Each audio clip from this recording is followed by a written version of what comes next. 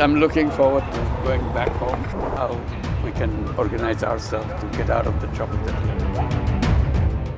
बांग्लादेश की अंतिम सरकार के मुखिया प्रोफेसर मोहम्मद यूनुस ने छात्रों की जमकर तारीफ की है। साथ ही उन्होंने शेख हसीना को राक्षस कहकर पुकारा है। उन्होंने कहा कि छात्रों के नेतृत्व में ऐसी क्रांति हुई जिसने सरकार को पलट कर रख दिया। शेख हसीना पर हमला बोलते हुए उन्होंने कहा कि ये छात्र ही थे जिन्होंने बेड़ा उठाया और उनकी कुर्बानी के बाद आखिरकार वो पल पाया कि उस राक्षस को देश छोड़कर जाना पड़ा। यूनुस ने इस दौरान उन छात्रों को श्रद्धांजलि दी जो विरोध प्रदर्शन के दौरान झड़प में मारे गए। साथ ही उन्होंने छात्रों से मामले की जांच का भी वादा किया है।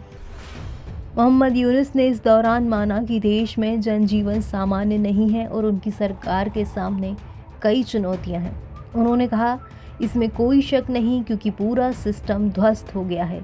एक नई सरकार बनी है और हमें फिर से शुरुआत करनी है।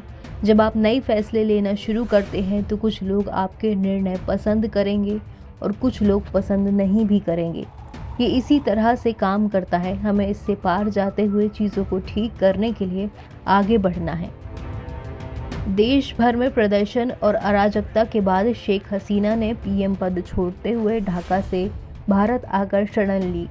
इसके बाद मोहम्मद यूनुस ने गुरुवार को अंतिम सरकार के प्रमुख के तौर पर शपथ ली।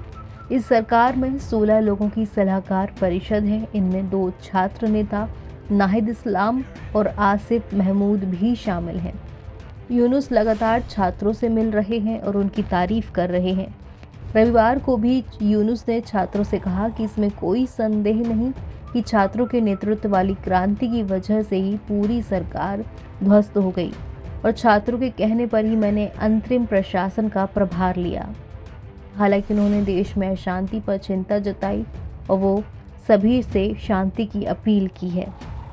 यूनुस की अंतिम सरकार में गृह विभाग के सलाहकार शखावत हुसैन ने कहा कि शेख हसीना अगर देश लौटकर फिर से राजनीति करती हैं तो उनको कोई दिक्कत नहीं है।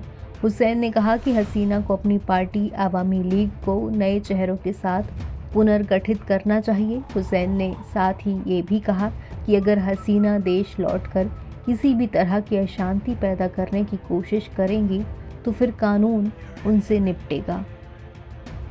NBT ऑनलाइन की रिपोर्ट।